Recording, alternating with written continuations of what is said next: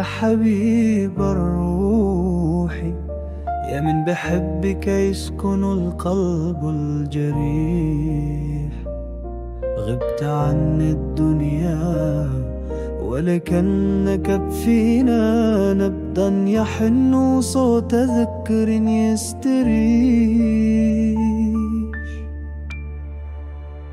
Wahai cahaya mataku, wahai kekasih jiwaku, engkaulah yang dengan cintamu hati yang luka menjadi tenang. Engkau telah tiada dari dunia, namun tetap bersama kami sebagai denyut rindu dan lantunan zikir yang menenangkan. Mita araka ya Rasulullah,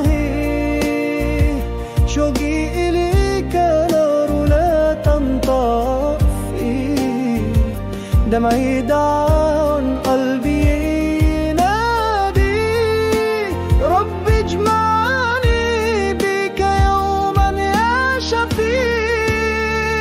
kapan aku akan melihatmu wahai Rasulullah. Kerinduanku padamu tak kunjung padam. Air mataku adalah doa hatiku memanggil, ya Rabbi pertemukan aku denganmu suatu hari, wahai pemberi syafaat.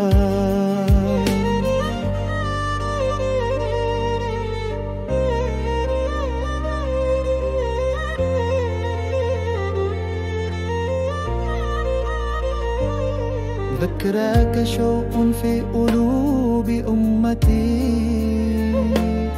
وصداك أمل في قدس دعوتي. يا من أضاء الدرب في ظلمة الدجى، كل المعاني تهتف باسمك في صمتي. Kenangmu adalah kerinduan bagi umatmu,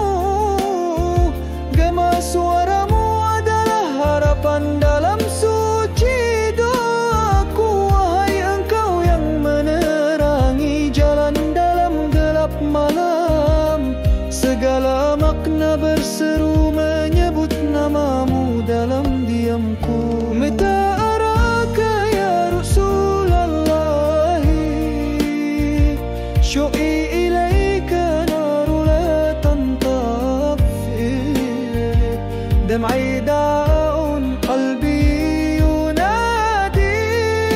رب اجمعني بك يوما يا شفيع. Kapan aku akan melihatmu wahai Rasulullah. Kerinduanku padamu tak kunjung padam. Air mataku adalah doa hatiku memanggil, ya Rabbi pertemukan aku denganmu suatu hari, wahai pemberi syafaat.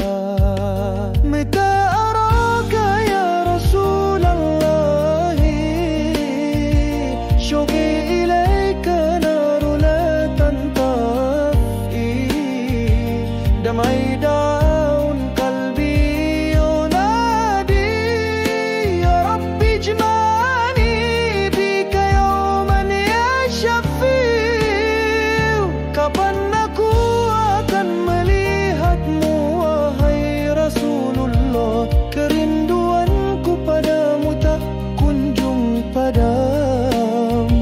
Air mataku adalah doa hatiku memanggil, ya Rabbi pertemukan aku denganmu suatu hari, wahai pemberi syafaat.